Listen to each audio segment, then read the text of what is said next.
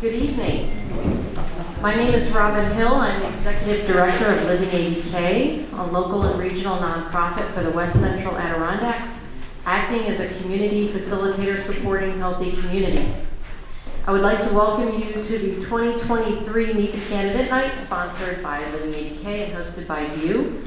We appreciate View's contribution of a beautiful venue tonight.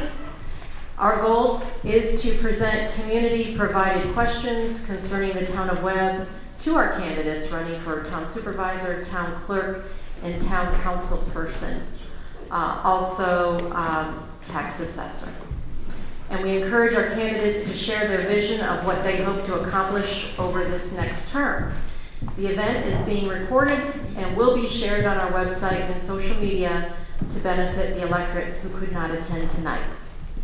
The structure of the evening: each candidate will offer an opening statement of 3 minutes and should include any political and public service experience along with their business experience background. We'd also like to hear why they chose to run for public office and what experience they have which they believe will aid them in office if elected or re-elected. Then written questions which have been submitted by the public will be asked by myself, the moderator, and the candidates will have 3 minutes to respond. In the interest of fair play, timer volunteers are sitting in the front row and will signal the last 15 seconds and the stop for each segment. Additionally, we have provided paper and pencil for the audience to submit a new question to our candidate box at the entry. If you have already prepped your question, you were instructed to place it in the box as you arrived. Any question presented should be directed towards a specific board, county government, which county government won't be represented tonight, and not specific candidates, running to avoid any sense of bias towards a candidate. Our goal is to present an event where questions asked are topics aimed at improving the overall health of the Town of Webb and allows candidates to express how they feel about issues important to them. This is not a debate. Candidates will address the audience and not each other. At 8:45, we will provide time for each candidate to offer a 2-minute closing statement. So I would like to introduce Bonnie Baker, who is our current Town Supervisor, Ben Hanna, who is running for an open Town Council person seat, David Berkstresser, who is also running for Supervisor, April Deis, who is running for Town Clerk, Kyle Lindsay, who is running for Town Council, Nancy Russel, who is our current Town Clerk, and then Kelly Hunkins at the end, Tax Assessor. Okay? So we're going to go ahead. We'll start with Bonnie, and you've got 3 minutes to introduce yourself. And thank you. It should just hold it up closer to your mouth. Okay. There you go. There we go. Yeah. Thank you everyone for coming this evening. Thank you to the candidates for stepping up. Thank you to LivingADK and View for hosting this venue this evening. For those of you who do not know me, I was born and raised here. My family owned a motel in Cottage County when I was young. I've lived in the Town of Webb 59 of my 61 years. 2 years I spent in New Mexico in college. I raised my 3 children here and have been a homeowner since the 1980s. I've owned small businesses in the community throughout my life, a cleaning and lawn care service 30 years ago, and a sticker, postcard, and promotion business to date. I was a manager at the Old Forge hardware store for many years. I worked at the hardware for 27 years before winning the supervisor position 2 years ago. Over the past 2 years, I have worked with our town board, as many others, to accomplish the following. We have helped to secure $250,000 from Herkimer County for broadband up South Shore Road. We helped wagon it, LivingADK, and the Conklin family to secure a place for the Conklin Dog Park. We are now helping to establish a community garden site, which will be on the green space by the Conklin Family Dog Park. We helped to secure a full-time school resource officer at the Town of Webb schools. We have also helped to make our public spaces more user-friendly. We have helped to make a successful new space for the farmers market. North Street has worked out to be a perfect spot for our market friends. Right now, we're helping to secure a master plan for Macaulay Mountain and the lakefront. Getting a master plan in place secures some grant money we might be able to go after.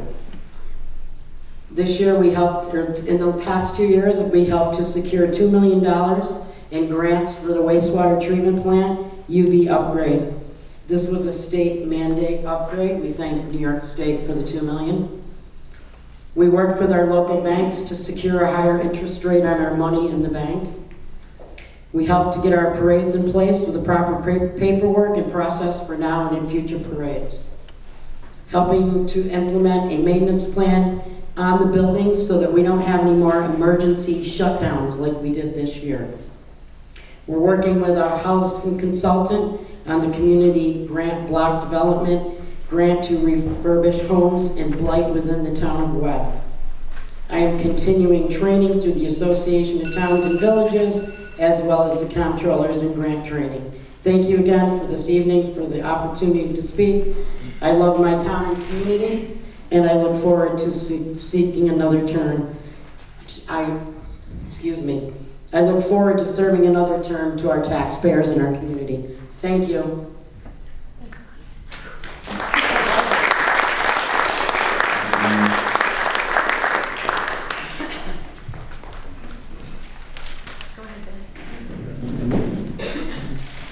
Thank you all for attending this meeting tonight. And thank you, View and LivingADK, for hosting and putting on this event. Louder. Now we're in. You gotta hold it up close to your mouth. All right. My name is Ben Hanna. I was born and raised in Old Forge, and while I left this area to attend college, I chose to return and live and work here because I believe in this community. I work in a family construction business that has operated in Old Forge for 30 plus years. I'm asking you for your vote to Town Council so that I can work with fellow council members, school boards, stakeholders to help Old Forge and the Town of Webb not only survive, but thrive. The Town of Webb is a special place, and we are blessed to have the ability to work, live, and play here. I hope you will give me the opportunity to serve the people of this community of Old Forge and the Town of Webb. Thank you.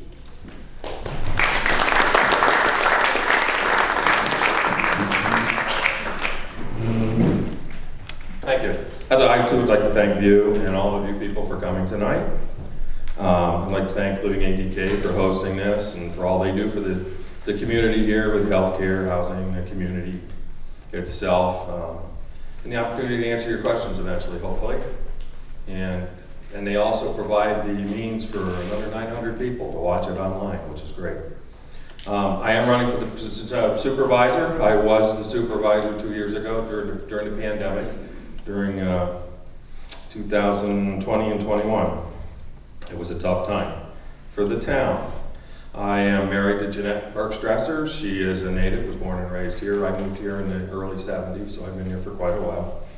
We raised 6 children, put them through the school system here, and they've all gone on to successful lives other places. I do hold a bachelor's degree in biophysics from the University of Scranton. I owned my own business, my own heating and plumbing contracting business from 1980 until recently. I was an emergency dispatcher, worked in the emergency room down in St. Luke's in the late 80s and early 90s. I sat on the Hudson River Black River Regulating District, a state public authority, for 9 years. 4 years of that, I was chairman of the district.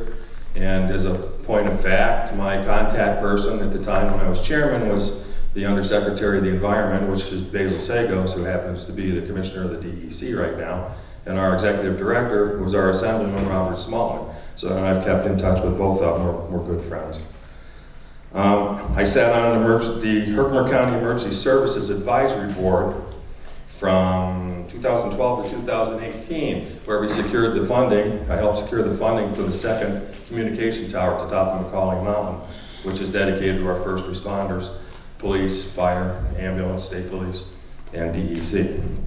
I also sat on the Regional EMS Council, which is for the Mid-State region, which oversaw EMS operations for Herkimer, Oneida, and Madison County. I did that for 6 years. I was the chief of the fire department from 2001 to 2007. Basically by default, nobody else wanted the job, so I took it for a while.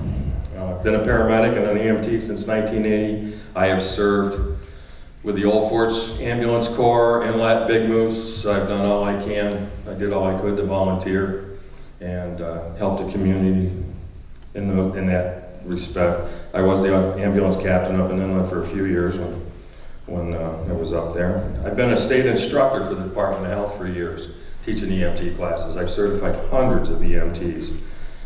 Sit on the board of directors at the Old Forts Library Association. Been on there for almost 40 years now. I'm the vice president this time. I sit on the Health and Wellness Fund. I'm secretary for that too, which is the old health center fund. And I was on the town board for 4 years, supervisor for 2, and I look forward to your questions. Thank you.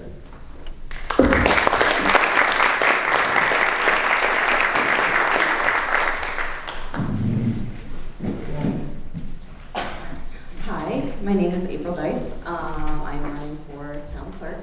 I was born and raised in Old Forge. I've lived here most of my life. I lived in Albany for about 10 years after college and decided that although there are different opportunities there, nowhere has my heart like here. This is my community, and that's all I have to say. And I would really appreciate everyone taking the opportunity to get to know me and know that I'm a hard worker and I'm willing to learn anything and answer any questions. And thank you very much.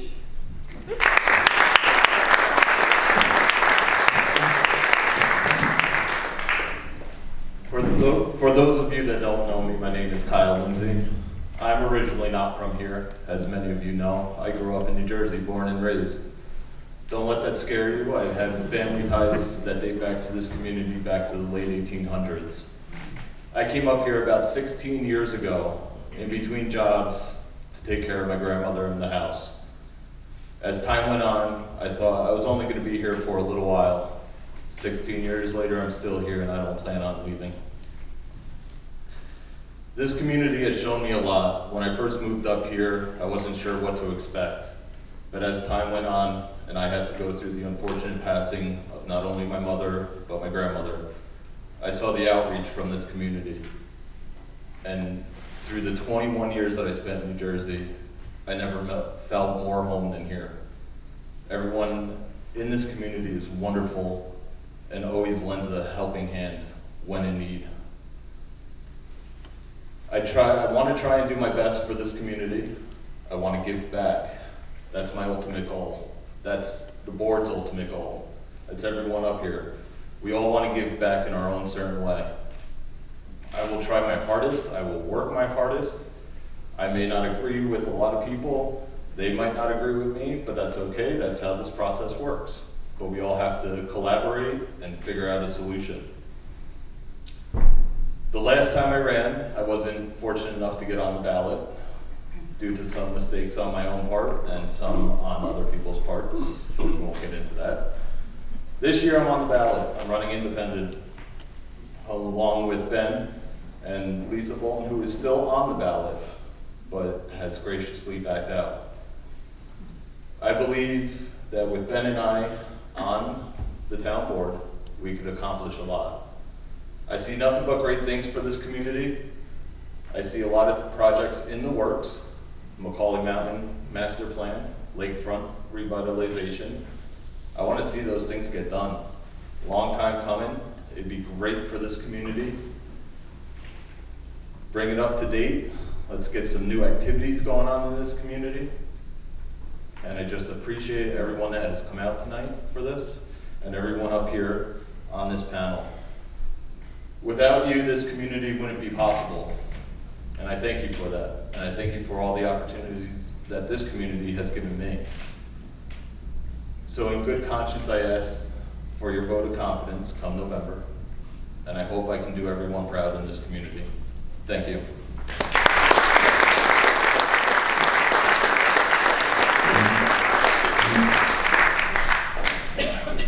Good evening. I'm Nancy Russel, your town clerk. I'm seeking re-election for my 23 years of service to you, the taxpayers, and the residents. I have several strong attributes. I'm hardworking, honest, and very dedicated. The strongest asset is that I'm a rule follower. I believe the town board should follow the rules, and I'm not afraid to tell them that. People think I'm a no person, but I'm really just a rule follower.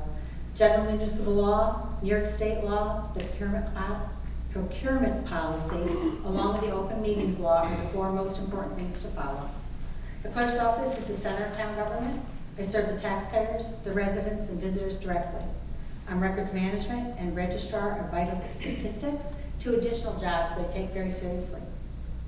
I have a great relationship with all the department heads and help whenever I can, and look forward to continuing those relationships. I could list all the things that I've done with the 6 supervisors that I've worked with and the past town boards, but the list would be endless.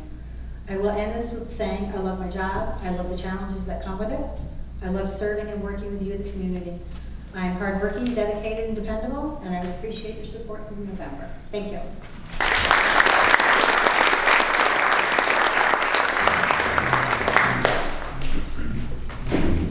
Hi, can you hear me? My name is Kelly Hunkins. I've lived here 35 years. I've been the tax collector for 13 years. I'm married to my loving husband. We have one son and daughter-in-law that live in Vermont. I'm a life member of the Old Forge Volunteer Fire Department. I currently hold the position of president there, first female in 150 years.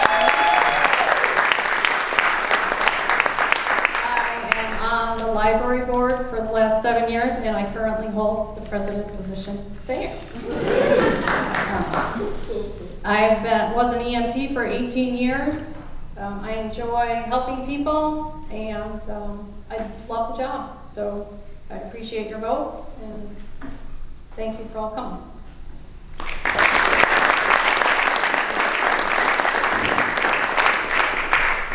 Okay. Again, I do want to make sure it's clear that the questions I'm reading tonight, we've had a few that have been presented since we've gotten here, come from the community. So I'm reading to you as they were provided to us. So the first question, I believe, would be directed to Ben, Kyle, and April. We believe it is important to have a record of participating as a community advocate. How have you been active in the community, and how are you qualified to represent the town of Webb? Ben, you want to go first? I think I'm qualified to represent the town because I grew up here, lived here my whole entire life, and volunteer with CAA, Snowdio, Snowfest, doing mountain bike trails, and been volunteering my time on weekends to help out with polar bears coaching. And I worked for a family business in construction and know how to solve a lot of problems that come up between other people, especially my father. So I think I'd be good at problem solving and figuring out the issues and getting them done. Thank you. April?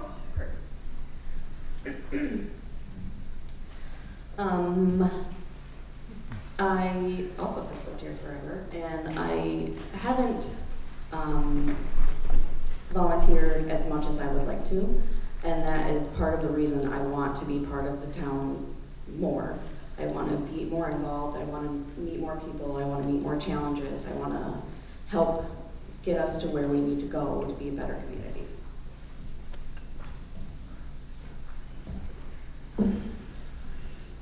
So right off the bat, I'll just be blunt with you. My qualifications are 0. I'll be upfront about that. I don't have any political experience. Past 2 years, I've served as Supervisor Baker's deputy supervisor. That's my qualification. I've ran 2 board meetings, one being an actual board meeting and one being the audit of claims meeting. I've signed a few checks in her absence. I've signed a grant fund, a bond, while she was out of town. So my qualifications are small. My base of volunteerism It's small. I haven't done a lot. I'll be upfront about that. My bad. But the past couple of years has been a game changer for me since I started this process. Not only am I Bonnie's deputy supervisor, I've also been asked to sit on the Town of Webb Health and Wellness Fund committee. So I've been able to participate in that. Recently, I've just joined Northwoods Lodge number 849, which I am proud to be a part of because they are community oriented, and the amount that they give back to the community and other communities is outstanding. Thank you. Thank you, Kyle. Okay, I'm going to jump to, I guess this would be supervisors and or town council positions as well. So we'll start with Bonnie, and then, if you wish to, David and Ben and Kyle, if you want to, in April, I don't think this would apply to you, but feel free to take your turn. Do you believe that the town of Webb needs more health care? If so, what are your plans to assist the town with this issue? Yes, I do believe we need some more health care in the town of Webb. We have an aging community. We have a lot of people over the age of 65 that live here right now. We don't have wound care. We don't have a traveling nurse that can go house to house. I think it's very well needed. We are working with Don Ross from Florida on putting some housing in behind the health center that would help with having a full-time x-ray technician or some nursing staff that might need a place to live that could be working there. So that will help to increase our health care. But yes, we do need some more health care. I know someone right now who has been 1 year in the hospital, just came home. He has a wound vac in his back, and we're trying to make sure that he gets the right health care. We are working with Herkimer County right now to try to secure a 1 day a week nurse that will come to your home and help you in need. So yes.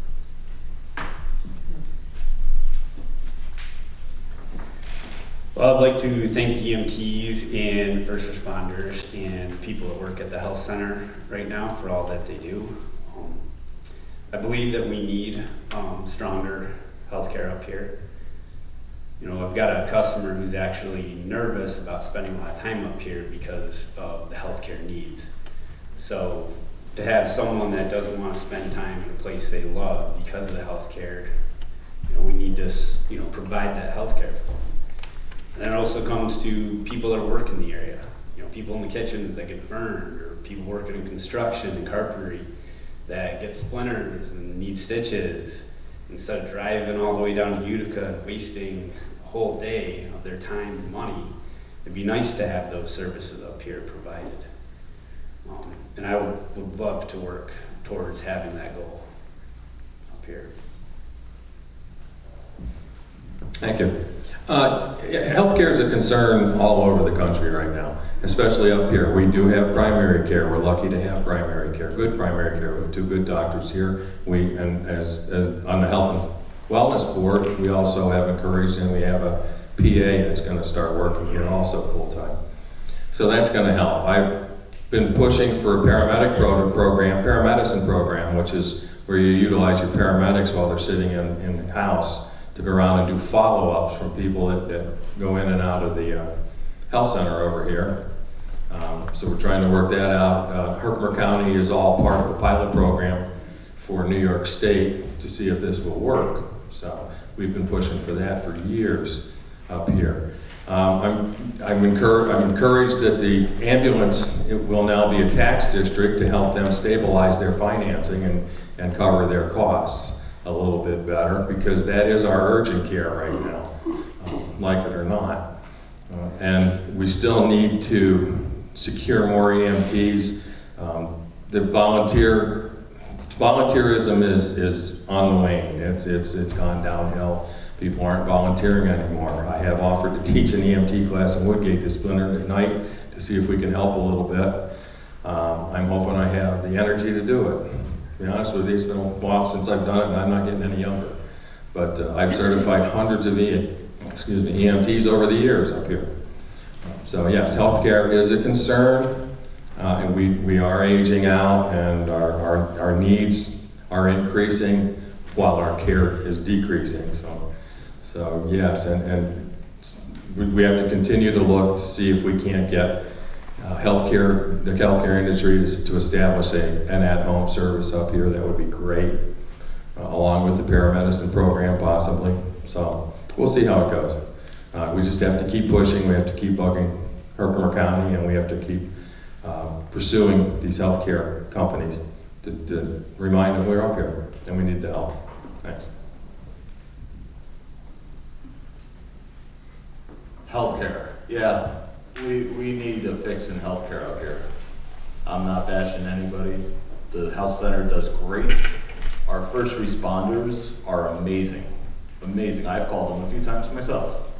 They're always right there assisting and helping out wherever they can. But that's a stress on them and our community. For any minor call that the EMTs get called out on, that's someone else that might need an ambulance right away, and every second counts. When I first moved up here, and one of the first jobs I had a serious laceration on my leg. I was young, I wasn't all that bright. I waited a few days, I threw a bandana on it to stop the bleeding, didn't stop. 2 days later, at that time, there was a paging service through the health center. I paged. And luckily for me, Dr. Webster was still around, called me in. I went, he butterfly stitched me up, sent me on my way, told me to go get that looked at, and don't ever do that again. So absolutely, there's a need for healthcare up here. What exactly? I don't have that answer. What I would like to see, I'd like to see an urgent care to take some of the stress off the health center up here. I think that would be in our benefit. Some of the other programs that Herkimer County does have to offer, some of that paramedicine, that does sound great, but we need something viable year-round that's going to help us, the community, and all the visitors that come to this town. Thank you. Thank you. All right, I'm going to jump back to Kyle, April, and Ben. For those new candidates, we talked about experience or qualifications that you want the community to know about. Anything special that is going to help you in the position you're running for? Ben? What would help? It's going to help me with running for this position is just everyone out here. Listen, learning, problem solving, figuring everything out, and I think that's probably the best attribute to have is everyone out here. Figure out problems and solve them, and learn and listen. So that's all I got. Thanks, Ben. April? Yes. I would say, well, I've been a bookkeeper at the Old Forge Hardware for about 8 years, so that's nice. I also, before I moved back, I worked in administration for a daycare associated with St. Peter's Hospital for a few years. And right now, basically, when I go to work every day, if there's a problem, I have to address it rapidly and efficiently. And I believe that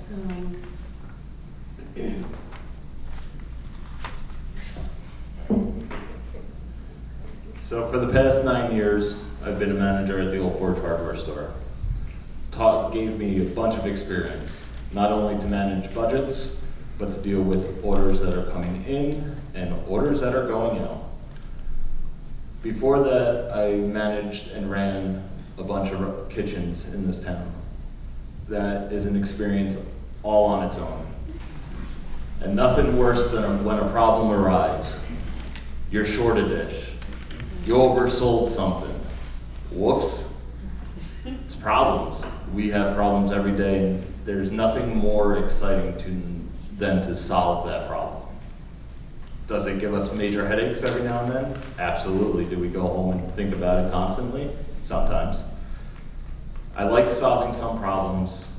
I like dealing with it, seeing how we can get there.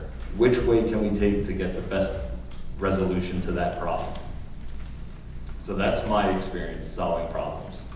In the 16 years I've been here, with the countless number of kitchen jobs I've had, and working at the Old Forge Hardware, I'm not scared of many problems anymore. Give me a problem, I'll figure out a way to fix it.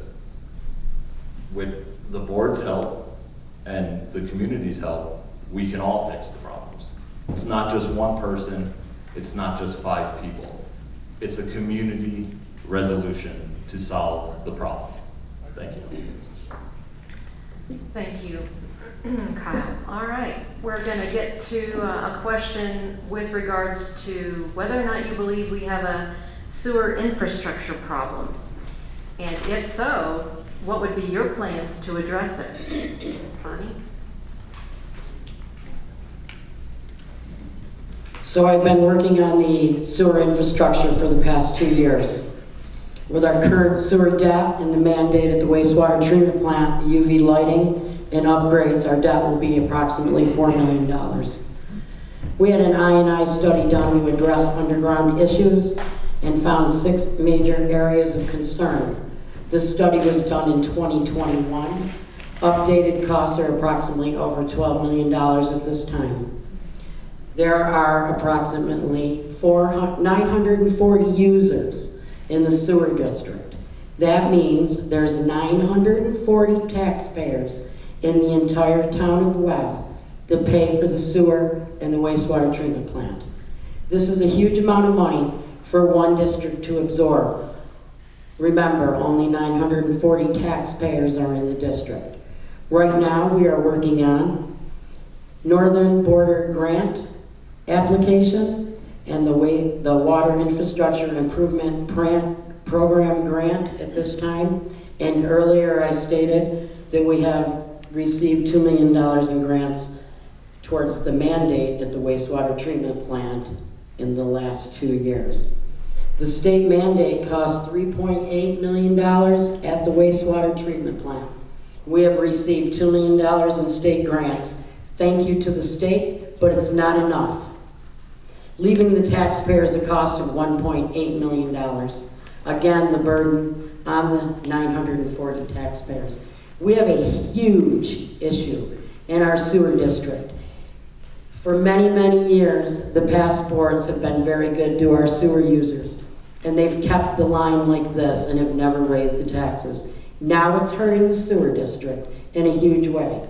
The sewer taxes will be increased this year, drastically. I cannot emphasize enough, we do not have any money in our sewer. And to add any kind of infrastructure onto that aging sewer right now is a huge mistake. We cannot get our cart before our horse. Thank you.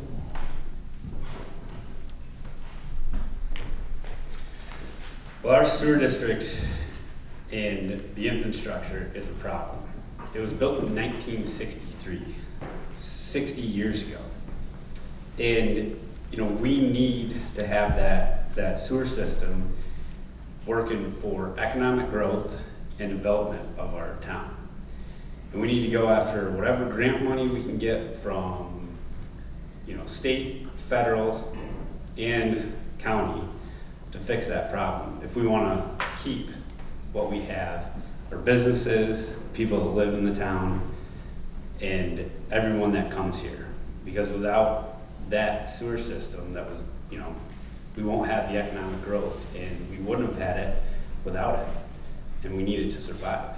So we have to figure out what the best solution is in getting grant money and, figuring out a solution for the next 60 years after we finish it, so that we don't have this problem or the next town board, so they don't have to go through this problem and process that we're going through right now. So that's all I got. Thank you. The I&I study was done while I was in office. The reason why we did it was that we were trying to determine the size of the disinfection system that we had to put into the wastewater treatment plant. Because what it does, it looks for water that's seeping into the sewer system, the size of the plant. The disinfection program is determined by how many gallons of water run through that sewer plant. So if we could have prevented some of the water from seeping into the septic system, or the sewer system, we could have possibly put a smaller system in. In the meantime, we did find 6 areas. They did find 6 areas that were in need of attention. We prioritized them at the time. This mandate actually started back when I was on the board several years ago, and it's another one of New York State's unfunded mandates, which puts a burden on the towns. And I had to apply for 2 extensions because of the pandemic at the time. So right now we're under the gun. I agree. One of the first things we need to do is do an average mean income study for just the sewer district. Right now, every time you apply for grants, they look at how much the people in the town of Webb make, and it's an average of $96,000 each. Nobody's going to loan us money when everybody's making $96,000. They're going to tell you to pay your own bill. So we need to do a study to isolate the sewer district, isolate the water district, so that that average mean income level comes down to a point where we qualify for some more of these grants. We have to aggressively go after the grant money right now. Just about any wastewater treatment plant inside the department in New York State was mandated the same thing. Everybody's scrambling for the money. So you got to get in there. You got to get in aggressively. You got to get in as soon as you can. You got to look for whatever sources you can find to get these sewers fixed right now.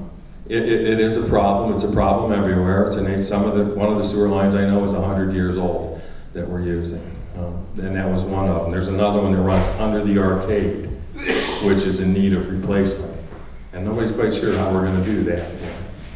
And it's not just the sewer. We also have a problem with our water system in town. Most of the shutoffs that are in town on the water mains underground are in need of replacement. They don't hold water back anymore. We found that out the hard way when we had a break one time and had to shut off a good portion of the residential area because we couldn't shut the water off completely, and we couldn't leave it leaking and running all over the road at the time overnight because we couldn't get the repair parts we needed till the next morning out of Buffalo. So yes, we need to get that average mean income study done. We need to aggressively go after funding, and we need to prioritize what we need to do with the sewers right now, and then get this wastewater treatment plant out of the way. Thank you. I said this the last time I was up here. That was my big thing that I was on, infrastructure. Needs help, it needs help, it's failing. It is failing.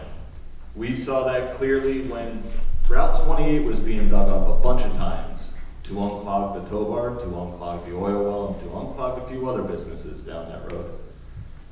I saw it firsthand when I was affected by, like Dave was saying, the water was shut off to a huge portion of town, including myself, included most of Garmin Ave, most of Fern Ave, and other avenues. It's unacceptable. This has been going on for years. Nothing's been done. We need to come up with a plan. Going after grant money and doing all these studies is great. We have to do that. Absolutely, we have to do that. We can't afford it. We need to find ways to offset the cost. But in the time being, there are ways that we can figure out, whether it be just a simple valve, an extra valve on the shelf down at the DPW, to go down and switch out the bad one. We know where they are. It's been marked, it's on paper, where the bad valves are. There's no reason why we wait for a catastrophic failure and shut off half the town to water, or dig up an entire road to find a sewer line that might have been marked at one time, but it was never clearly remarked. So yes, we need a lot of help on the infrastructure. The studies are great and all. Right now, in the meantime, we need to find out how we can do little fixes so we can isolate problems when they occur. Thank you. Thank you. Okay, the next question. There was a huge presentation on affordable housing last spring. Do you believe what we saw at that event presented a solution to our community's affordable housing needs?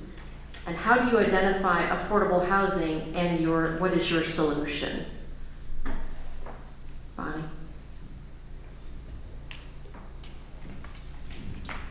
I believe that we have a need for housing. However, I cannot address housing until the underground infrastructure issues in our town are addressed. We cannot add any more stress to our aging infrastructure. That's all I have to say.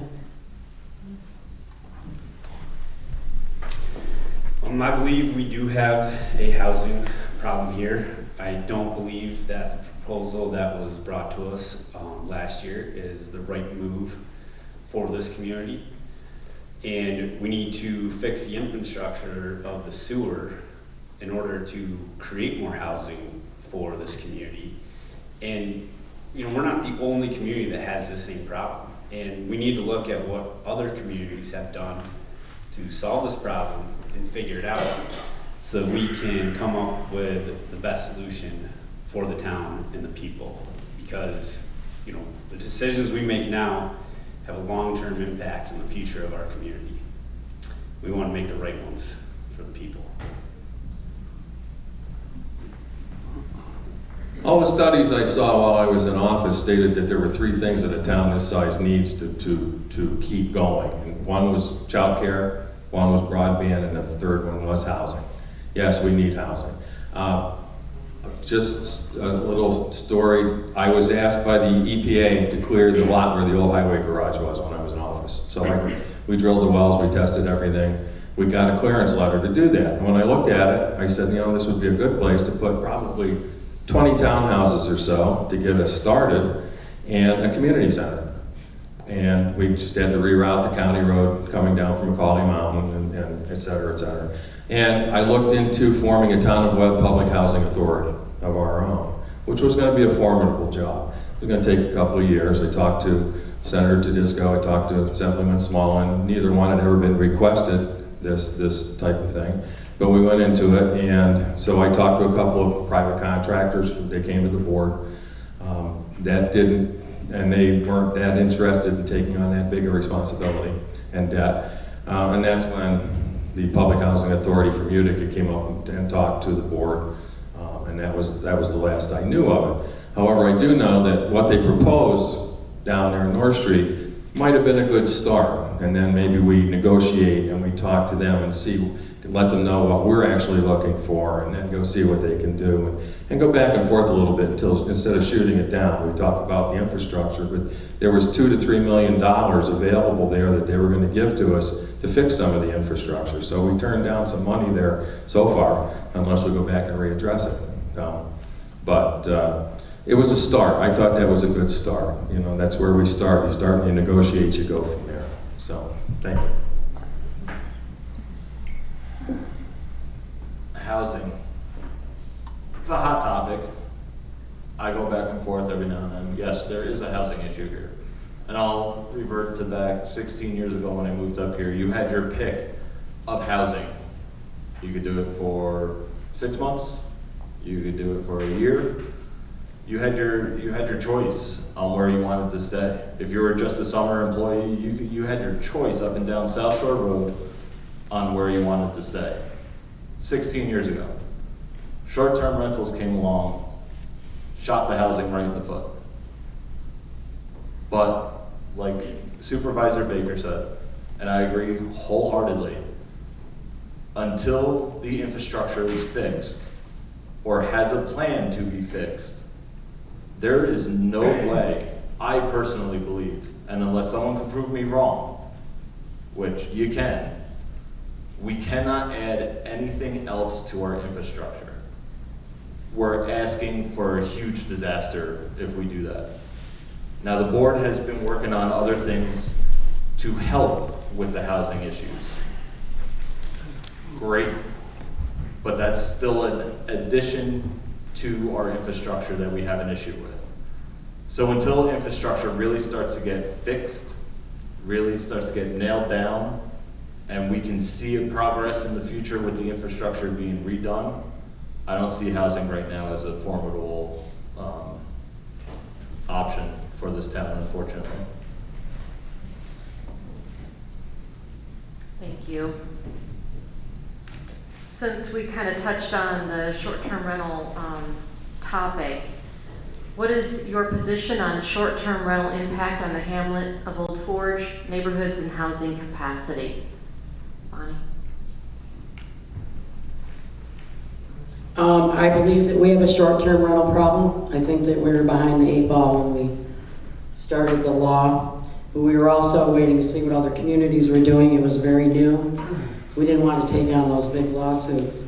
So we waited a little bit. We have a small, I think it's a small law in effect right now. And it really is to help make sure that everybody's safe. That you're not overcrowding, that you're not putting too many people in your house, that you're not disturbing your neighbors. So I think that the plan that we have in effect works. I do have something to say about that though. Do we have a short-term rental problem? Or do we have a second homeowner problem? Because I know on Fern Avenue where I live, it used to be all families.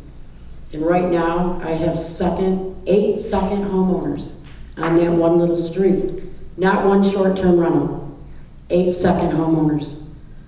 So those people, my neighbor next door is there five times a year. So those are houses that are being taken up for families. And I'm not saying we don't allow second homeowners. I'm just saying that's an issue as well. I believe that these second homeowners are buying up the property because we're an aging community and they're coming here to retire eventually. So I think you're going to see an older population as the numbers are showing daily. So short-term rentals, yeah, we do have an issue, but I think we're addressing it one day at a time.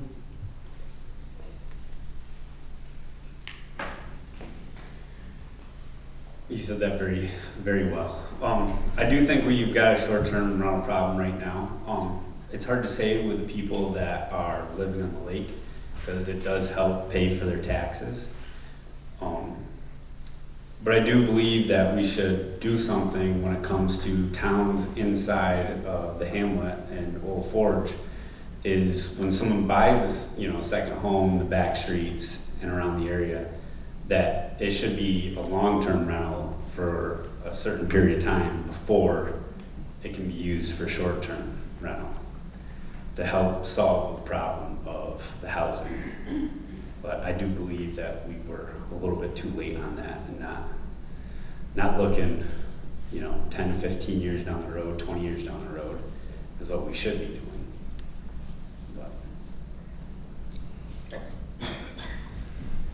The short-term rental industry exploded during the pandemic. And I think the permit system that we put into place here is a good start. I don't see any place in the hamlet where we need a short-term rental place. I would be willing to look into some sort of legislation here in town that would not allow them to apply for a permit for a couple of years, a sort of moratorium on it inside the hamlets. On the lakes, those are the seasonal summer. Those are the houses that are here for the tourism industry. I'd like to see an economic impact study to see how much they actually do bring into the town up in that area.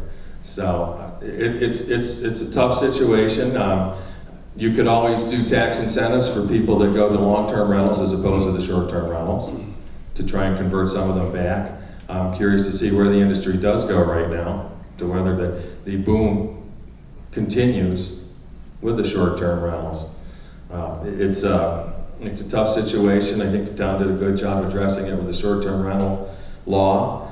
We had an interesting presentation by a fellow at the WPOA meeting who is a professor at Cornell that authorized a study on short-term rentals in New York State.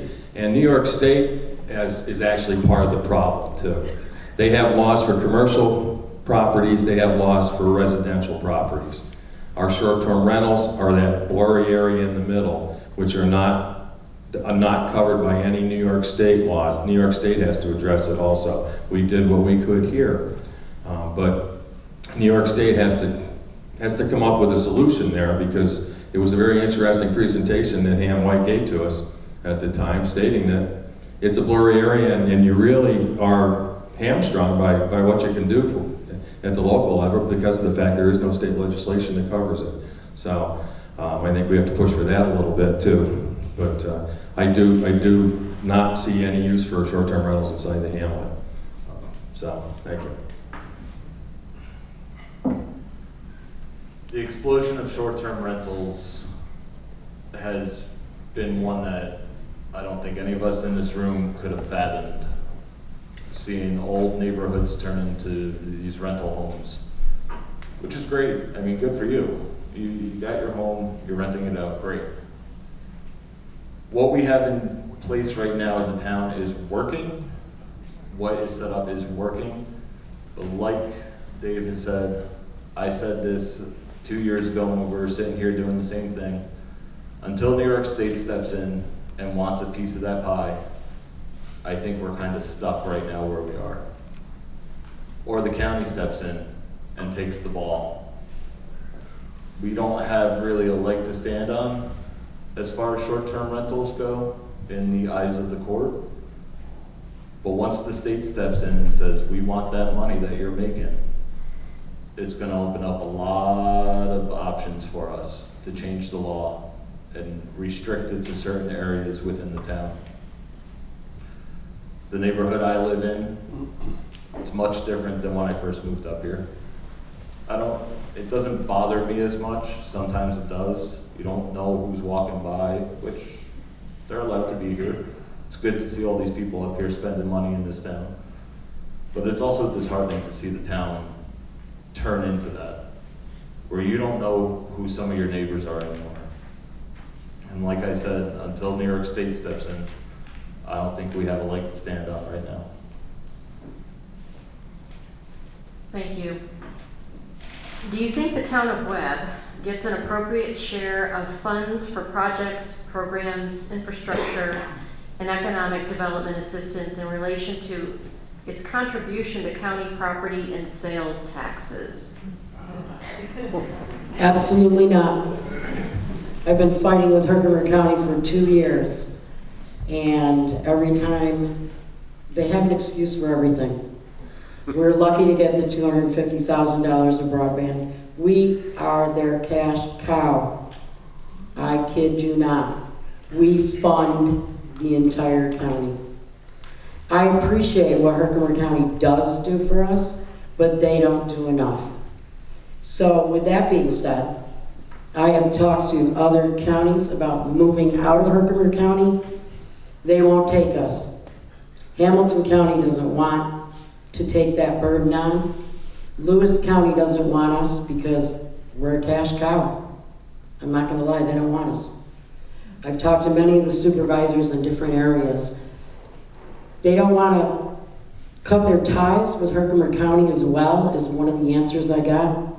So, I think that we should form our own county. If we formed our own county, we'd keep our own money. We need a sheriff's department, and we need a jail, and we need some services. We don't have services anyway, so why not provide our own? So that would be my only option with Herkimer County, is to form our own county.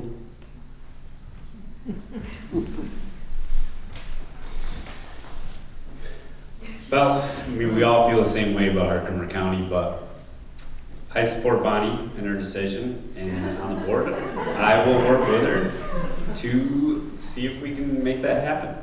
And with the money that we would have on our own, we can come up with the services we need. We can come up with a jail. We can come up with a sheriff's department. Everything. So I support you. This has been an ongoing conversation in the town of Webb for as long as I can remember up here. The best way we're going to get anything back for what we send down there with sales tax and property taxes is to request services. Start making demands for better health care, for a public health nurse. Some of the services we used to have up here. years ago. Tell them to start spending our money and get it back up here. To be honest with you, to form another county, Herkimer County is never going to let us go, and you need their permission to do it. So, but you know, you need to be aggressive. You need to be aggressive. You need to get on there and tell them this is what we want now, and they'll listen. They'll listen eventually. It's a tough road to go, but there's always been an old feeling around here that we really don't want to ask for Herkimer County for anything because then they're going to expect something back. They already get it. They get our tax money. We fund everything for them. Not everything, but we send quite a bit down. We're down there, and we get some stuff back. When they replaced the bridge on the South Shore Road, that was self-pay by Herkimer County. That wasn't any grant money. They paid for that out of their own highway funds. I've requested things. I never got turned down when I was there in office, but you have to go in, explain to them why you want it, and then tell them that's what you want. So, how do you get it back? Gas. It's an ongoing situation. It's an ongoing conversation. It's never going to end. It's unending. It starts at the beginning, goes around, and goes back up. It starts at the beginning again. It goes around, it goes back again. So what you have to do is just start to demand that, start to ask, list what you want, tell them what you want, get down there and get it. Thank you. Do we get back what we put in? Short answer, no. Absolutely not. What do we have to do for that? Bonnie, I love you. As crazy as your idea is, I'll support you no matter what. I'll work with you on it. Maybe against my better judgment, but I will work with you on it. But I think, like also Dave said too, we need to ask. And I don't think it's so much just asking, hey, can we have this? Can you do this for us? I think it's time we start turning into that annoying telemarketer that never leaves you alone. This day and age, if we call their landline, they still can't hang up on us. They actually have to pick up the phone. So I think now we just have to start hounding them for what we want. We deserve it. We've put in how much down to Herkimer County? A lot. And what's our return? Less. Very minimal. And we all see it. So now it's time to turn into the annoying telemarketer that just won't go away. That's my feeling on it. Excuse me, Robin, would you give Kelly Hunkins a chance to answer that, please? Absolutely. Thank you. Actually, I was making a note. So Bonnie and I drove to Herkimer, requested a meeting with Mr. Wallace. He literally gave us 13 and a half minutes of his time. We were asking about partial tax payments, which every county around us that borders us doesn't. And people have asked me about them. I'm not allowed to collect a partial payment, so I have to send them back to the property owner. And people were struggling during COVID and are still struggling. And his response to Bonnie and I were they should be saving for it. They know it's coming. So on the way down to Herkimer, let me back up a minute. I said to Bonnie, good thing we know where the jail is because it'll only be a 10-minute ride for me. And he literally wouldn't let Bonnie speak. He stood up and left the room and said he would look into it. And that's been a year, and we have not had a phone call or an email. But let's back up. I have spoken to the board about it. I wrote letters to all the legislators 3 years ago. I'm still waiting for a response. So I don't totally agree that we have to keep asking. I agree with Dave that we have to ask, but when we've asked, we literally are still waiting.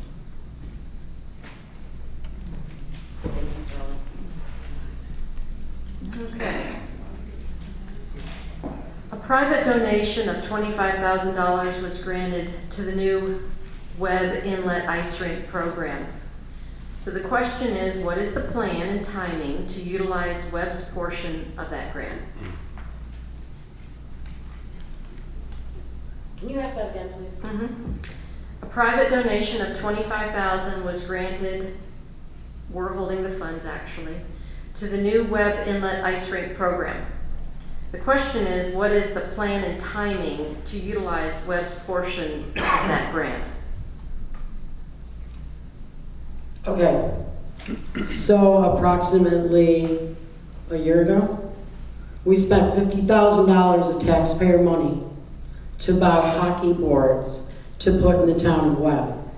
I would have never voted on that in my wildest dreams if we didn't have a place for that. Our board cannot decide where the hockey rink would be placed. I thought it should be at North Street because there's bathrooms, a kitchen, and a pavilion there.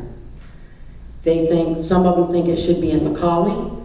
If you put it in Macaulay, it's going to cost bathrooms, a kitchen, and a pavilion area for the hockey rink. So the cost for that to go to Macaulay seemed to me to be an outrageous amount of money when we have North Street to utilize. There are some problems at North Street, but we cannot decide where the hockey rink would go. I would have never voted on that if I didn't think we would have it placed. So I have no clue, Robin. Thank you. You're welcome. Okay, overnight boat parking remains a hot topic. The question is, how and when do we see this asset returning to the lakefront? Doesn't anyone else get to answer that question about the? If, Does anybody want to? I honestly don't know anything about it, so I'm going to withdraw my answer from that. I've been involved with the balloon program, but I have not been any part of the discussions on where the ice skating rink was to be placed. I do know North Street would be a little tough because there's a lot of septic system back there where they were planning on putting the ice skating rink, so that would have to be dealt with and addressed before you could put the rink there. I think this is a job where you hire an engineer and say, where would be the best place for us to place this ice skating rink right now? I don't think anybody on the board's an engineer, structural engineer, land engineer. So to me, that would be the way to go right now, is get a professional opinion on where best to place it. But thank you. okay, anybody else? We good? Okay. So back to overnight boat parking. It's a hot topic. How and when do we see this asset returning to the lakefront? Anybody? I'll say something quickly. I've been looking into trying to get boat parking back into the lakefront. Kyle Lindsay is on the committee, and I'm going to let Kyle talk about that. No pressure. Boat parking, hot topic, yes. Some people want it, some people don't. There was a committee formed, Linda, what was it, last year, the year before, a year and a half or so? It was myself, Linda, Kurt, and Holly, yes. We all met, we discussed.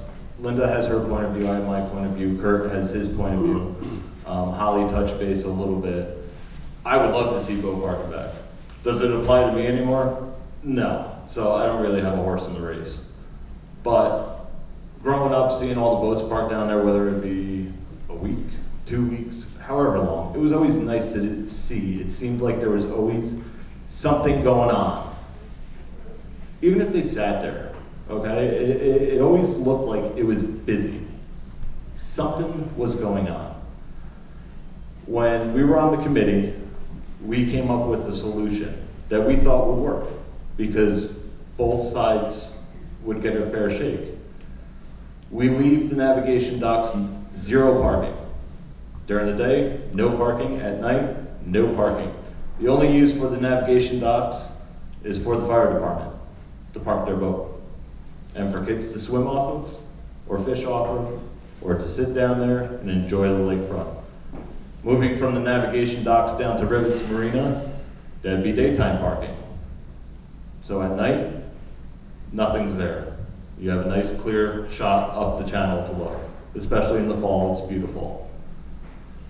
We did agree going from the navigation docks to the behind the tennis courts there, that last strip of docks would be overnight parking, as well as the docks at the Pied Piper side. When I brought this up to the board, I was shot down because A, I didn't really have all my stuff together per se. And also two, because we were told, well, they're coming in and fixing the dam this year. That was last year. The year before that is when they showed up to tell us that they were gonna start working on the dam.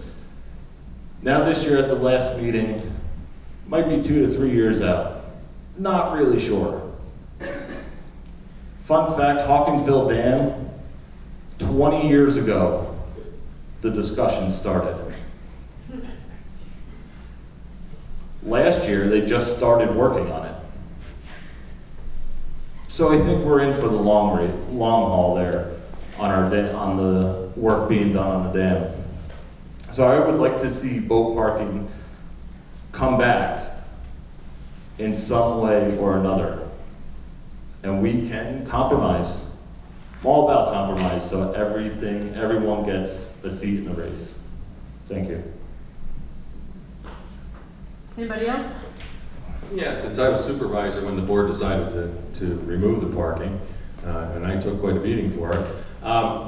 At the time, to be honest with you, the dam repairs go out to bid this fall. I was talking to the head engineer, and 2024 in the spring is when they're going to remove the dam and replace it, actually. So that's why I delayed. For me, I was looking at the overnight parking over there at the Pied Piper. I was working out details with the River District at the time because I was chairman. I was kind of an advantage for me.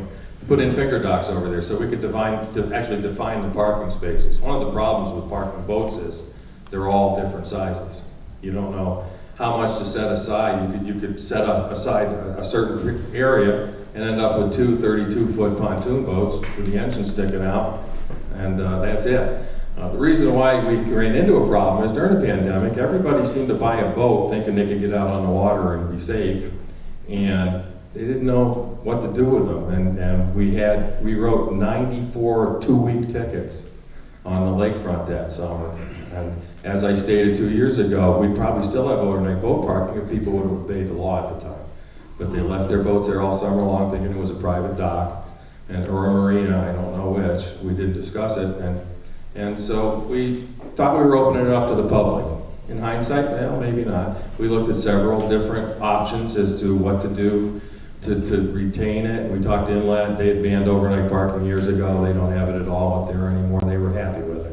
So, and I had a lot of taxpayers that called me and liked the fact that the navigation docks, the boardwalk, the public docks down in town were now available to them to come down here, and they were available to the public so that they could come down to town during the summer and go in and shop around town and visit all the different businesses here in town. So I did get a lot of phone calls. I got a lot of comments from people, especially up the lakes, that were in favor of what was done by the board at the time. So the pandemic actually did stall the repairs at the dam, and there was no point in trying to legislate anything because we didn't know how they were going to restructure it when they found out that they had to actually remove the entire dam, not just fix it, repair it, and put it back into service. They had to make it bigger. New York State, in its infinite wisdom, went from a 100-year flood plan to a 200-year flood plan during the pandemic. They had too much time on their hands sitting home, I suppose. And they changed it. That was one of the things that happened at the Hawkinsville Dam. So yes, if we could come up with a plan, I'm all for it. Thank you. Okay, I'm going to read a statement and then the question will follow. Town of Webb is an outlier failing to conform to demographic and economic norms compared to most townships in New York State.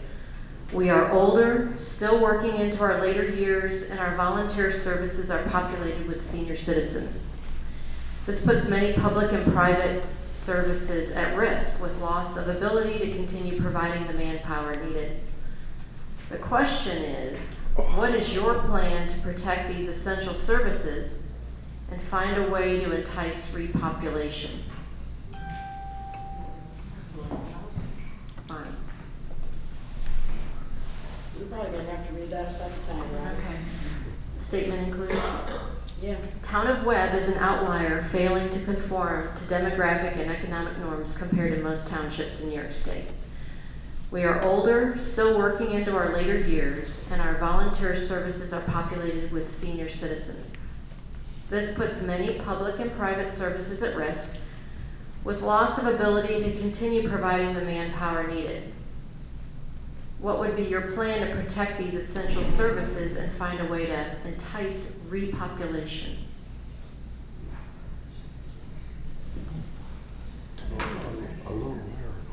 Okay, so to entice repopulation, we have to fix our sewer system. I don't know how to emphasize that enough.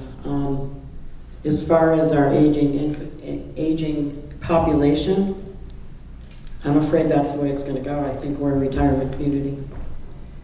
And I think that the people I see sitting here right now, I don't see you all going to Florida. I think you're going to live here. I know I plan on living here. The Cohens are still here. They're not going anywhere. I think we're an aging population. I don't know how to entice families here right now, especially with our infrastructure the way that it is.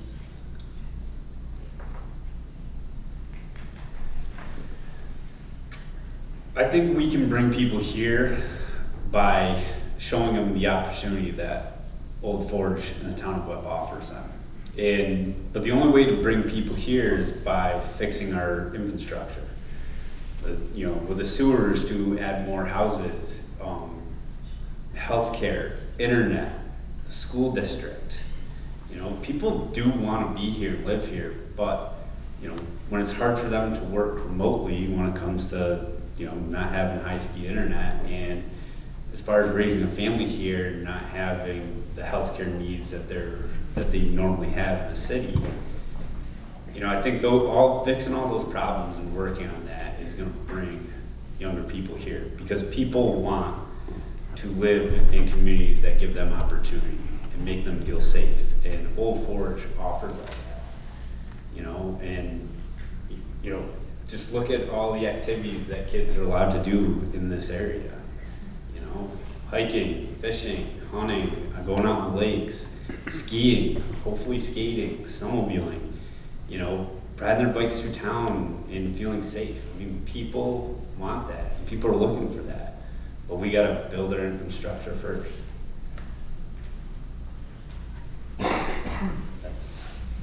We are turning into a retirement community. There's no doubt about that.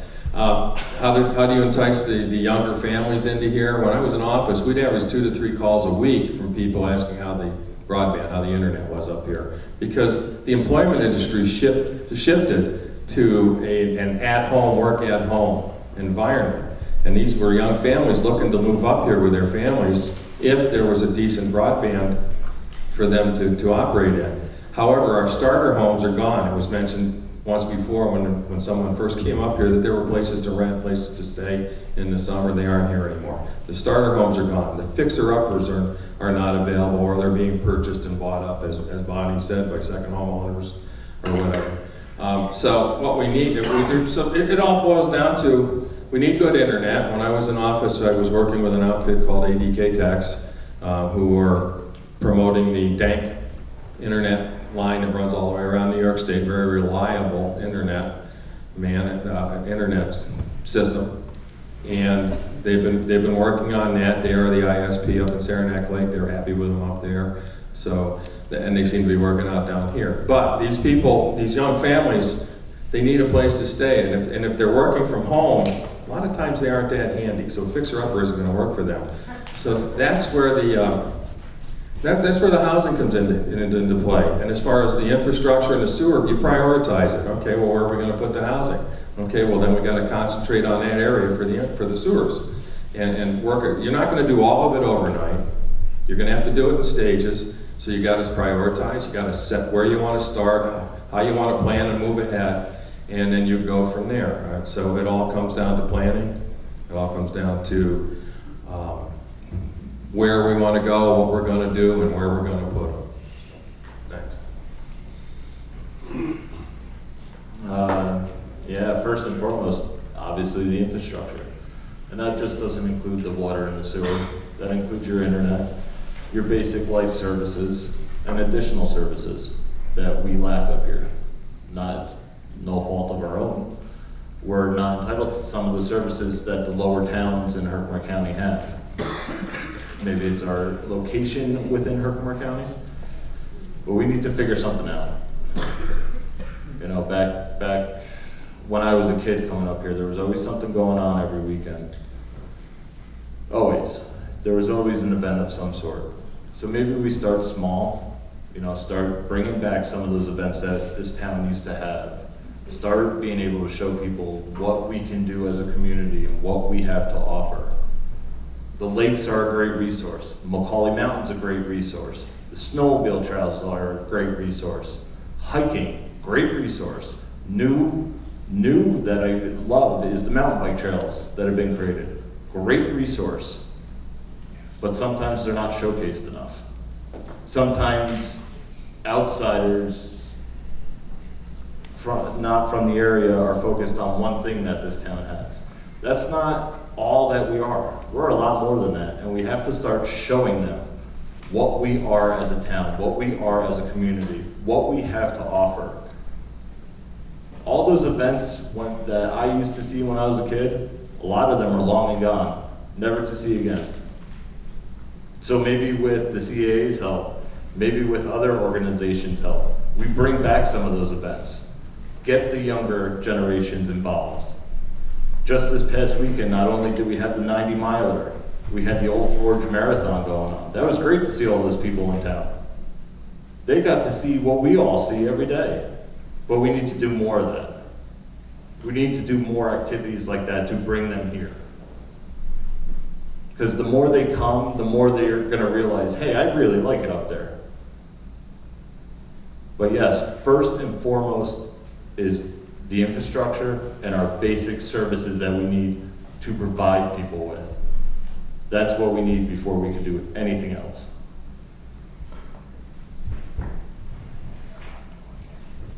Thank you. Okay, here's a question with regards to our ongoing traffic and parking. Do we have any thoughts or ideas about how to solve parking? Now, ongoing traffic to me, I mean, that's part of our business, but what about parking? Right now at the lakefront, there's a huge parking issue, and we're on phase 2 of our engineering plan to change the parking down at the lakefront. So hopefully within the next 2 years, that'll be addressed. As far as traffic into town, don't invite 30,000 people here every weekend and you won't have it.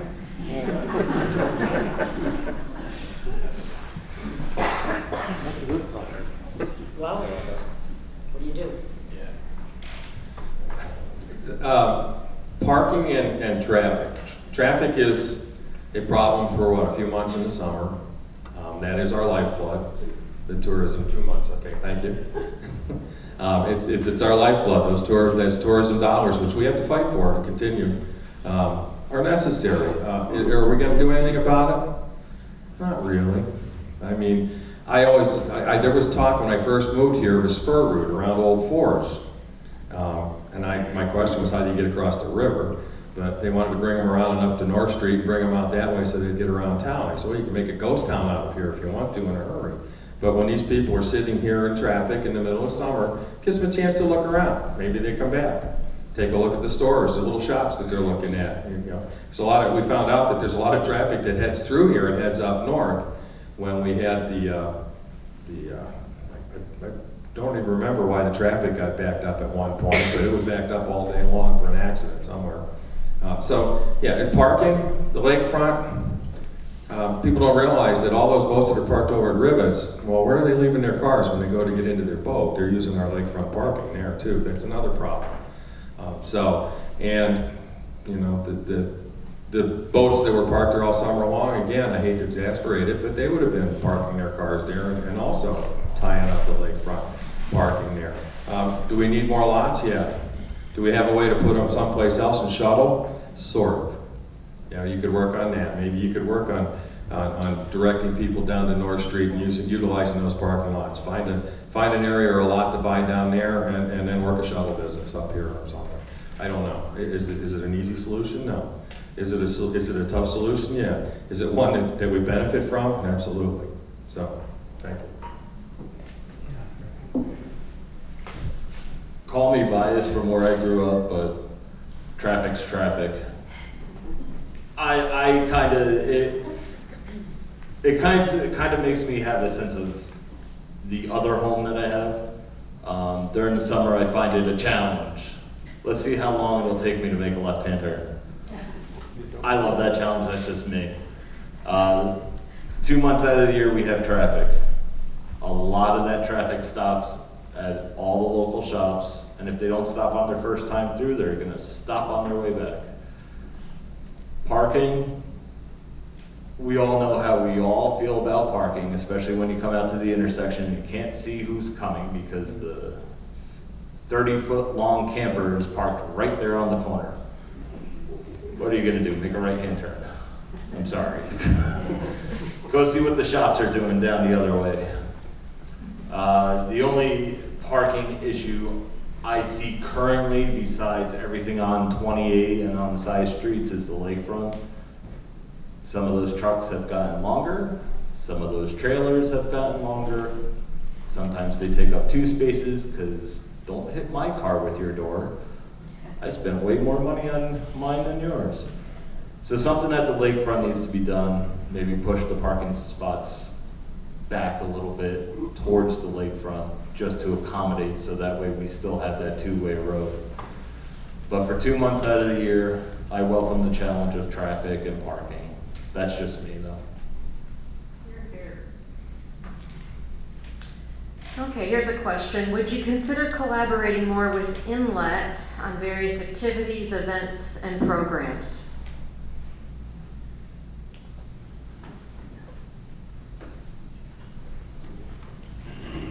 Yes, we work with Inlet right now in many different areas. The snowmobile agreement, we work with them. We've been working to help the Mighty Loons when they need space to practice. So yes, absolutely. Yes, even though Inlet's not in the same county as us, but they're still part of Old Forge. All the kids go to school here, and all their families work around the area and are involved in every activity here. So yes, gotta work with Inlet to move forward. Absolutely, they're a neighboring community. We all have the same interests. And consolidation saves money sometimes for services and things. I think it's almost imperative that we cooperate with them. It does us no good whatsoever not to. It's counterproductive. So yeah, cooperation and collaborating with Inlet is a good thing. Thanks. Of course, working with Inlet would be something that we should continue to do. We've done it for many decades, and we should continue to do it. They have events on weekends that we don't sometimes, and maybe now's the time we can play off of that. They have an event starting at this time, well, why not do something down here when they're not doing something to offset it, so there's something going on at both locations, brings people back. So yeah, I'm all for working with our neighbors, continuing to work with our neighbors. They're our neighbors. You're not just gonna turn a blind eye to them, let them do their own thing. Sometimes they have great ideas, sometimes we have good ideas, sometimes we can collaborate and do something together. That's just my feeling on it. Okay, I think this next question is kind of around pulling community together. So the question is, what process would you suggest to gain consensus or support among community residents on any issue, whether it was contentious or not?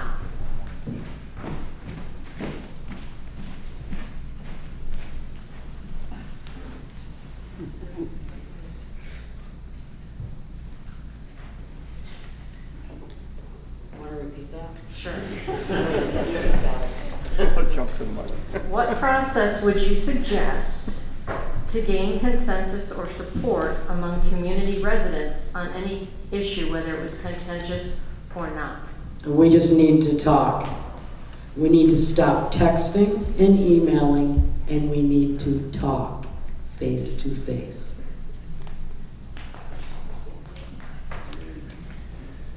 Well said. I believe in the same. We have social media. It's not a bad thing to use to get information out, to spread information and get the people informed. Social media is famous for misinformation. When I was fire chief, I put something in the paper, I believe, every other week or so. We used to call it the fire log. And what it was a list of all the activities the fire department had done those 2 weeks or that month. I put in as much information as I could. People liked it and they went looking for it.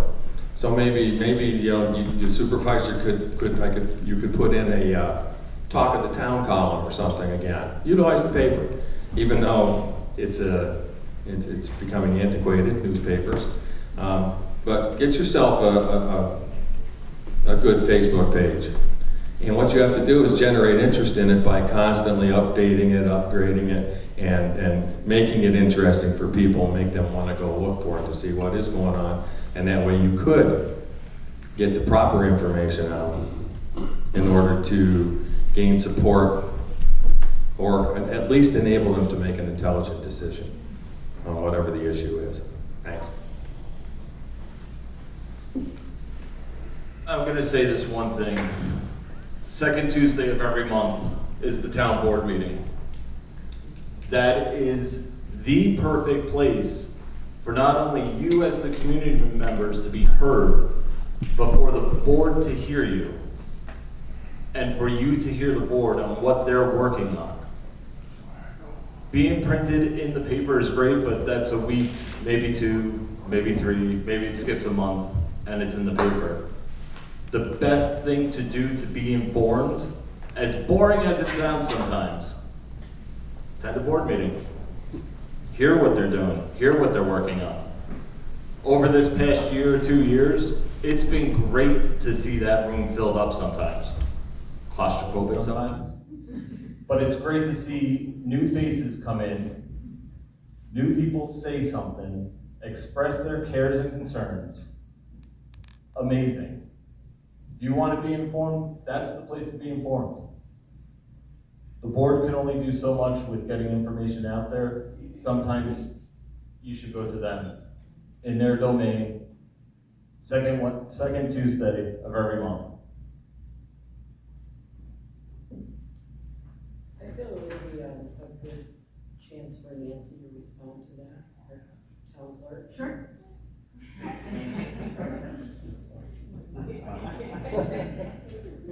Really have a response, except absolutely call. We're there 8 to noon, 1 to 4. Love a challenge. We'll answer any question we can. If we can't answer questions, we certainly will find out and get back to you. Meetings are a great place to come to. We have members of the assembly allowed to speak, ask questions. If you want to learn something, you gotta ask.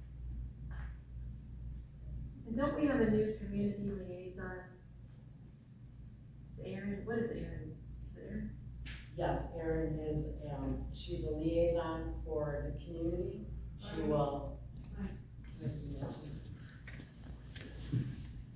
Erin Schwinnies from the Hot Dog House. You can go and talk to her about anything you would like. If you feel there would be repercussions from the board, she won't tell you what. She will bring questions to the board that no one knows who they came from. She is also working on a volunteer list and reaching out to all the organizations to help get volunteers, because there's times where I would volunteer, but there's certain things I really don't want to volunteer for. So I don't know where the volunteer places would be. Maybe there's a table at a booth I could sit at and sell something. So she's organizing all that. She's calling around to all the different places that need that. So we are working on that right now. So hopefully that'll bring the community together a little bit too.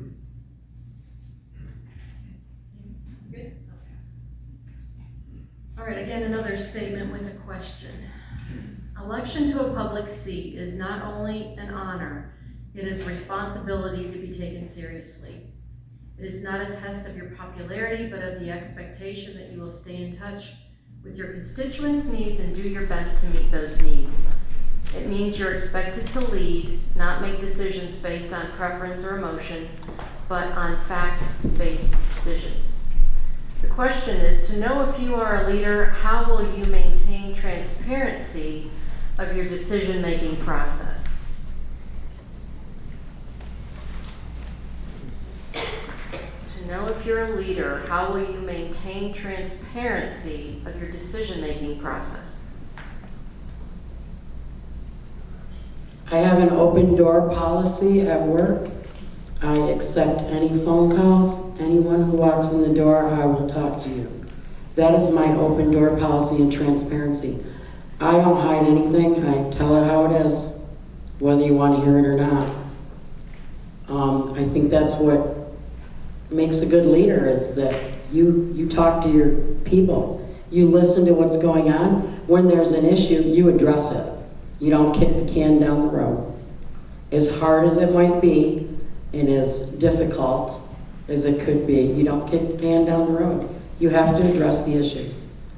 So with the open door policy, I feel like any of you can walk in at any time and talk to me about anything, and I will give you the answer that I can, and if I can't give you an answer, I'll try to find it out for you. I'll watch for things, because I've done it, you come anytime.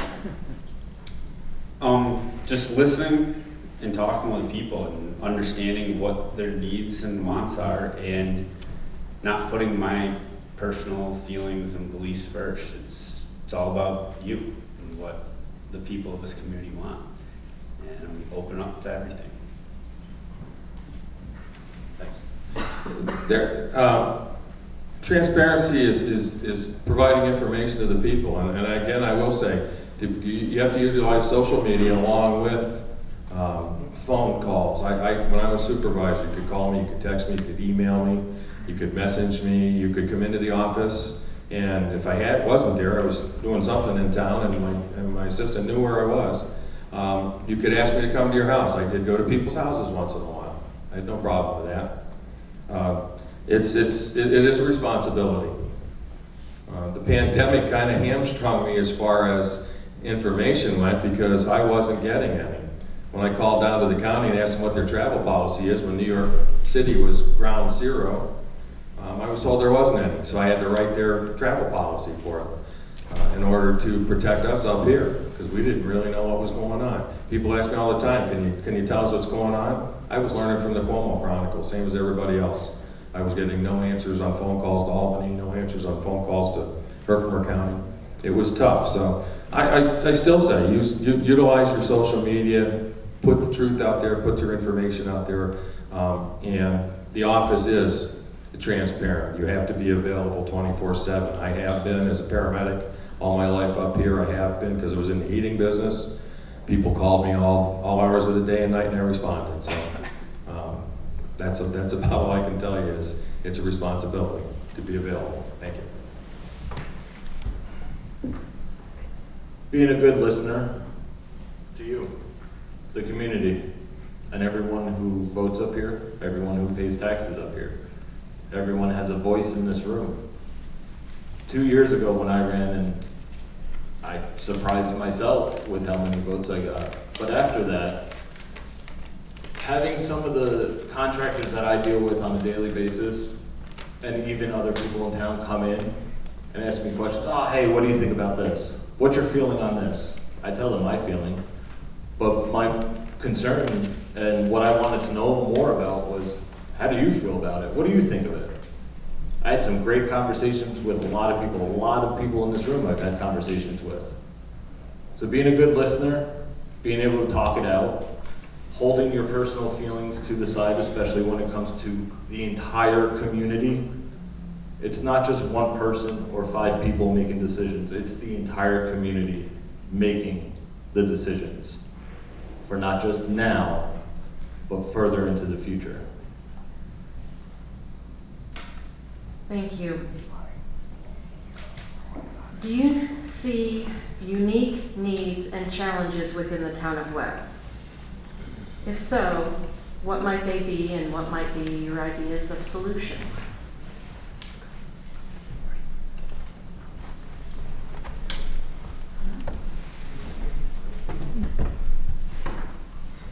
I'm not sure how unique these ideas are. Can you repeat your question? Do you see unique needs and challenges within the town of Webb? If so, can you share your ideas on solutions if you're elected or re-elected? So challenges, I guess, one of the biggest challenges, I'll say again, is the infrastructure, which we are working on. Another challenge is a nurse, a traveling nurse that can go to home health care. That is so needed in our town right now, with people having to stay in the hospital because there isn't someone to check their wound when they come home. So we do have a solution that we are working on with that, and that is with Herkimer County. And that we're trying to secure an office for them in a town building right now, so that maybe they could bring someone up here 5 days a week and have a traveling nurse here 1 day a week. So that is one of the other biggest challenges I see. Thank you.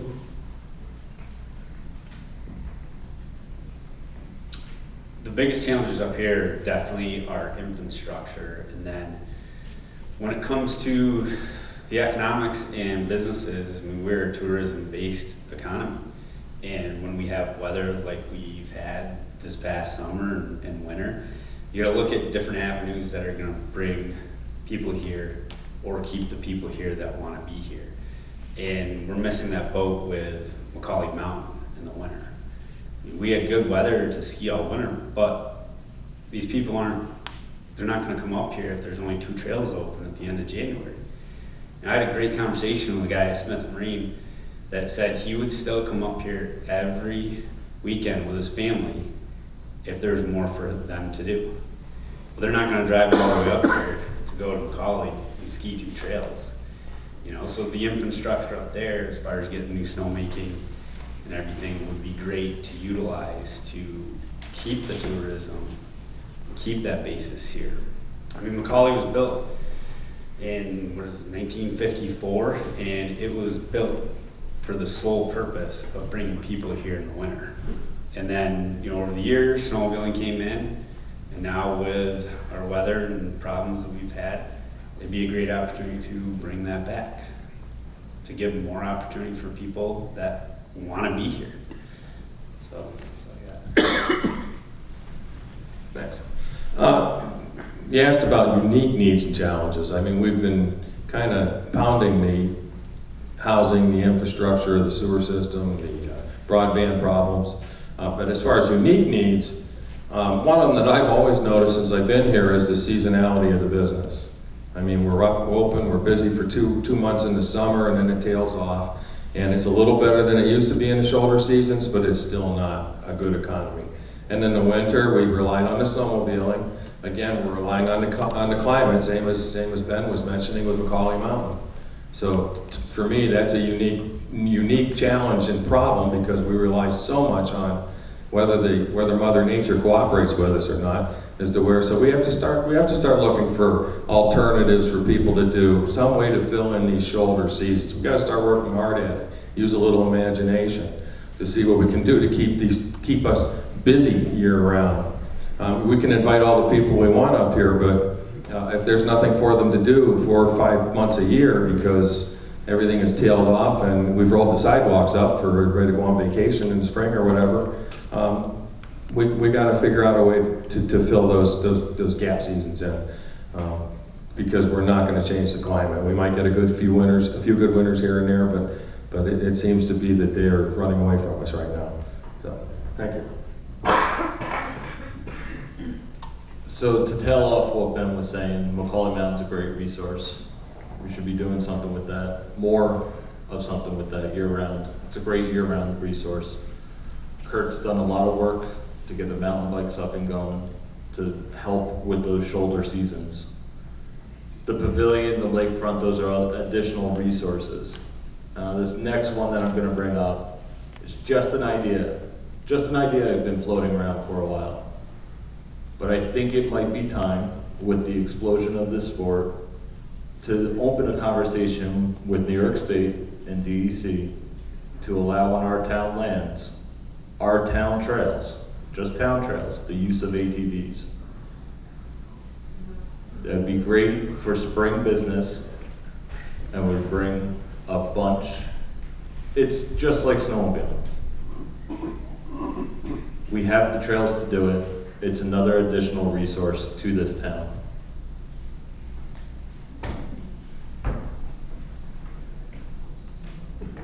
Okay. More and more short-term rentals have changed the economy and needs of our visitors and workforce. What measures are you willing to take to ensure the privilege of operating a short-term rental is not abused, and response to reported incidents that place our environment, reputation, and services at risk are addressed appropriately?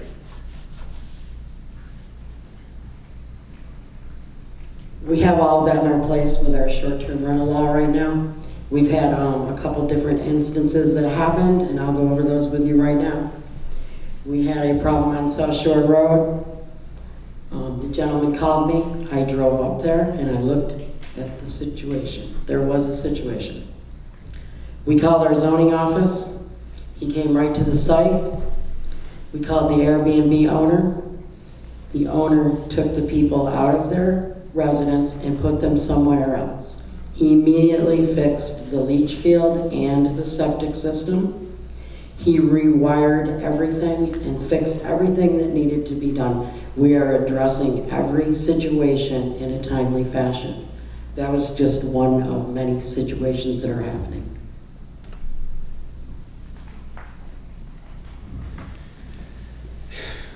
So yes, short-term rentals, and it's addressing the issues like Bonnie just pointed out, and with the zoning and their permits, and when it comes to people that are violating them, and if they're not going to fix it, then you got to pull their permits. It's plain and simple. The zoning office goes in there and says you can't rent anymore until you get everything fixed, or you change what you're doing. Just enforce the laws. Like anything else, DPW has had things added to their agenda over the years. They've gotten bigger and bigger without adding any personnel or not enough personnel to handle the situation. Same with zoning, as far as I'm concerned. Short-term rentals, we've created a fee for these permits, and I think it's time we hire an extra person in the zoning office in order to go out and address these short-term rentals. They're a year-round business. There are people in all these places year-round, so maybe somebody in the zoning office that is committed just to the inspections of these short-term rentals, to address the complaints and give them some teeth. Yes, pull the permits. If they're not complying with the rules, pull their permits from them and take the privilege away from them to have it, and that's a good start. Any issues with the short-term rentals? Absolutely. Permits should be pulled. I believe there should be a time frame, penalty time for them. You can't get your permit back for X amount of months until you fix everything, and then you're under a microscope. You're on a short permit, and you'll be inspected routinely to make sure that you are living up to that code and everything gets fixed. Safety is number one. Should be across the board. Okay.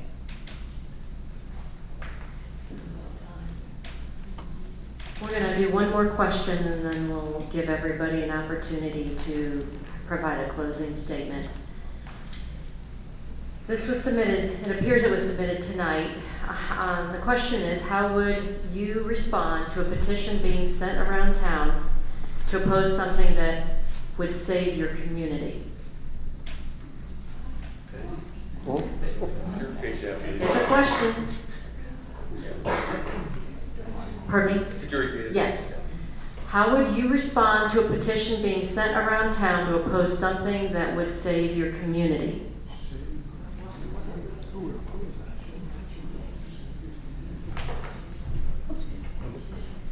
I'm sorry, but I can't answer that. I would have to know what the issue was. Yeah, I'm not answering that. That was directed too much.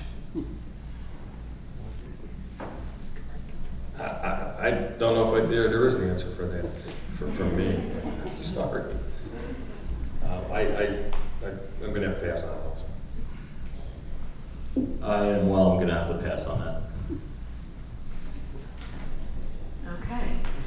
I did say that at 8:45 we would stop and we would give everybody an opportunity to provide a closing statement. 2 minutes.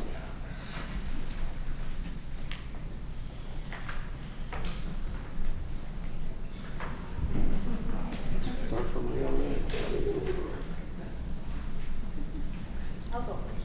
Go ahead. Here, Please do. let me get this one.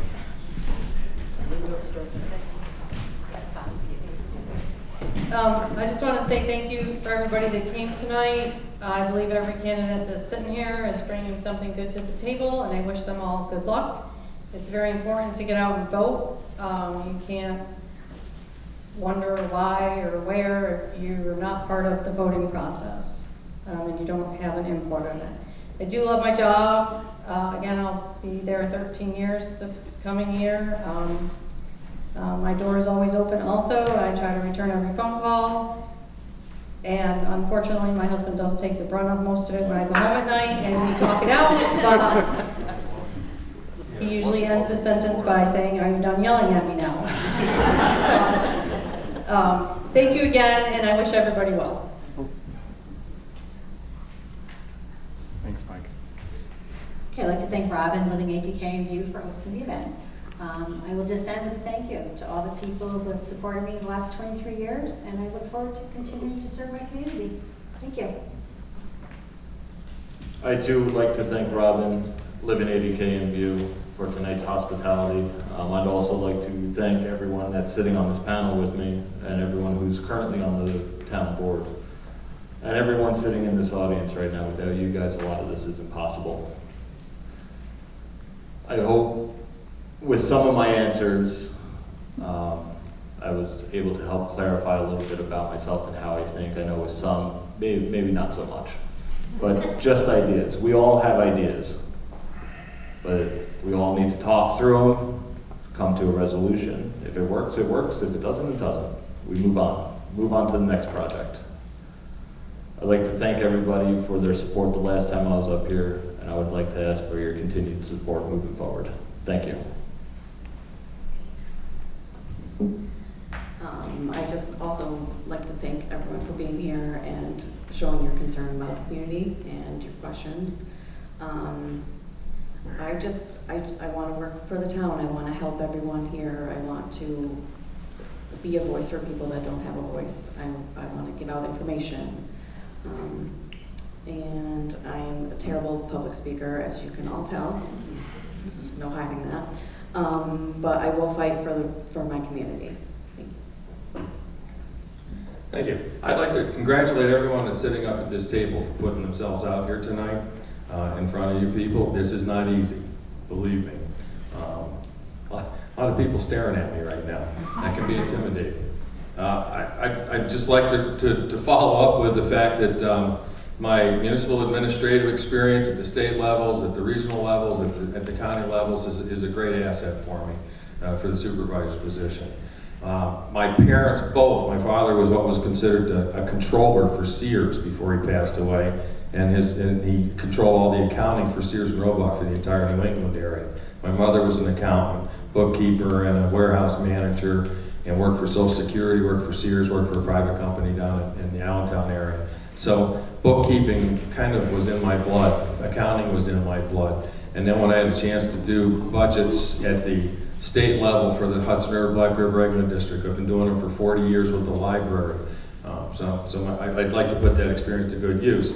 I have good mechanical and problem solving skills. My training as a paramedic has allowed me to listen to the problem and develop a plan and then present that plan and see if it'll work. I'm not afraid to do that. I've always enjoyed I enjoyed a good relationship with all my employees, all the employees in town when I was there, my own employees when I ran my own business. I have a fairly calm demeanor in tense situations. I'm a strong believer in preventative maintenance for things. Really didn't get a chance to start much with the pandemic. Kind of got my hands tied behind my back for a little while, and I'd love to get back in there and start to pursue some of the things I was looking into, such as energy companies that are willing to put up a solar farm here, which would generate revenue for the town. It would help to supplement the electric shortages that we're probably going to run into in the future, and a 10% discount on everybody else. Just want to let you know I enjoyed the job when I was in there, and I do have a website, daveberkstresser.com, if you want to take a look. Thank you. Thank you everyone for coming tonight. Thank you everyone for sitting here. Thank you Robin, LivingADK. Thank you to the View. And I hope I get your vote and your support, because I'm looking forward to working with everyone, listening to everyone, and solving the problems of this town together.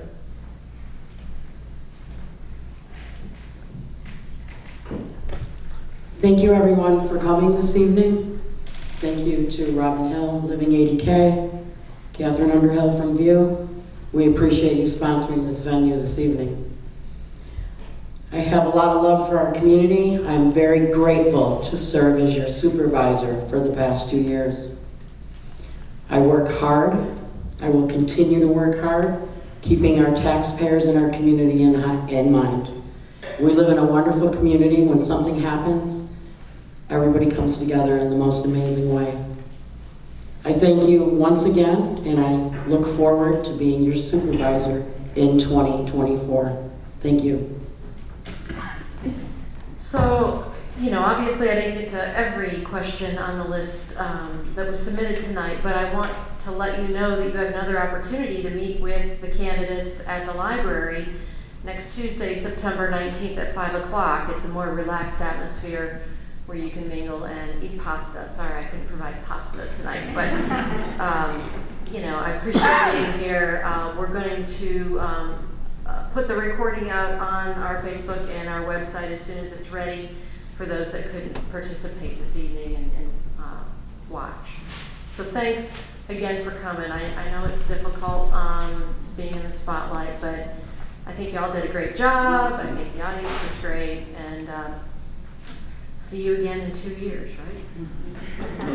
Thank you.